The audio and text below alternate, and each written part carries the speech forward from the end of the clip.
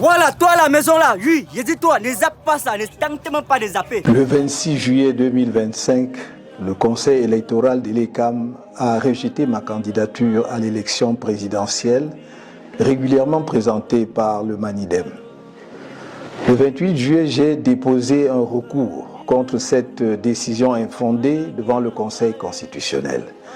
Le 4 août, nous avons présenté à cette haute instance tous les arguments de fait et de droit qui plaidaient en faveur de la validation de ma candidature, ainsi que les éléments de preuve qui établissaient l'imposture de la seconde candidature attribuée au Manidem.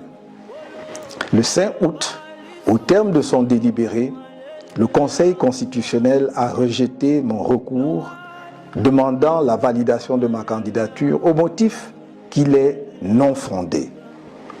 La décision de m'écarter de l'élection présidentielle de 2025 a été prise de longue date par le régime RDPC. Ce régime n'a jamais supporté que nous ayons évité le gros piège politique des élections législatives et municipales de 2020 en choisissant le boycott. Le régime voulait détruire le MRC à travers ces élections et ne nous a jamais pardonné d'y avoir échappé. Dès lors, la campagne de diabolisation du MRC et de son président national était lancée et la décision d'empêcher ce dernier, par tous les moyens, de prendre part à l'élection présidentielle de 2025 était prise. C'est dans cet esprit que les élections législatives et municipales prévues en février 2025 ont été reportées à mars 2026 afin d'empêcher le MRC d'avoir des élus et de pouvoir présenter son candidat à l'élection présidentielle d'octobre prochain.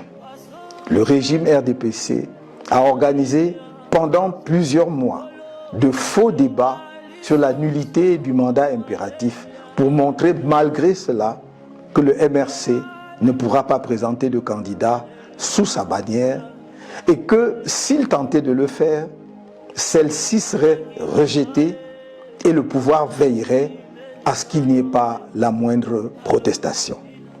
Bien plus, on nous a indiqué la seule voie qui s'offrait à nous. Faire présenter ma candidature par un des 18 partis politiques ayant obtenu des élus à l'issue des élections de 2020. Je dois redire que rien n'interdisait au MRC de présenter un candidat à cette élection présidentielle. Mais il fallait éviter de donner au régime un prétexte pour rejeter une candidature présentée par le MRC, car le rejet de la nullité du mandat impératif était devenu pour ce régime une question de vie ou de mort. La présentation inattendue de ma candidature sous la bannière du Manidem fut un choc à peine voilé pour le pouvoir de Yaoundé. Pris de court, le régime en place s'est empressé de fabriquer un nouveau président de Manidem ainsi que son dossier de candidature pour créer artificiellement ce qu'on a appelé une pluralité d'investiture. Camerounaises, Camerounais, mes chers compatriotes, j'adresse mes remerciements chaleureux à tous ceux nombreux qui m'ont manifesté sans relâche leur soutien patriotique et démocratique durant cet épisode qui vient de se dénouer devant le Conseil constitutionnel le mardi 5 août 2025. Je remercie tout particulièrement l'honorable Jean-Michel Ninche, président national du FCC, coordonnateur de l'APC, ainsi que tous les membres de l'APC qui avaient décidé de porter ma candidature. Dans la même veine, je remercie le président national du Manidem, M. Anissé Georges Ekane, pour son patriotisme remarquable et son sens de l'histoire, sa fidélité aux idéaux qui fondèrent son engagement politique, son courage et sa détermination à voir notre pays reprendre sa marche nationaliste vers le progrès.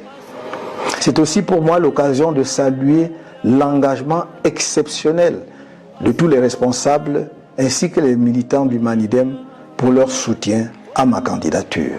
J'exprime ma reconnaissance aux dirigeants et aux nombreux militants du MRC pour leur soutien indéfectible, leur engagement inébranlable et leur courage remarquable face aux multiples épreuves qui lui sont imposées au quotidien par un régime sans inspiration ni aucune vision pour le pays.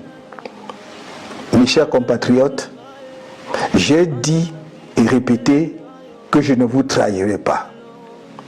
Et je ne vous ai pas trahi.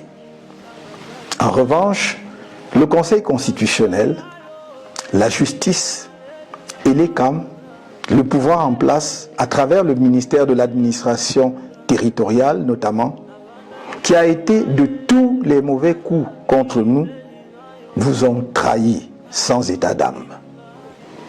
La communauté internationale, notamment l'Organisation des Nations Unies, qui a signé une convention secrète avec ELECAM le 9 mai 2025, prétendument pour garantir la transparence de l'élection présidentielle de 2025, vous a trahi.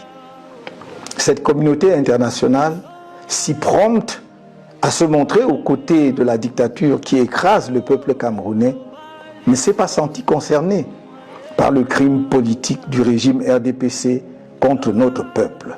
Bien au contraire, elle s'est assise sur les valeurs qu'elle dit promouvoir et qu'elle prétend défendre. Mes chers compatriotes, dans le cadre de la préparation de ma campagne à l'élection présidentielle d'octobre prochain, j'ai procédé le 30 janvier 2025 au lancement de la levée des fonds irrelatifs conformément à la législation en vigueur.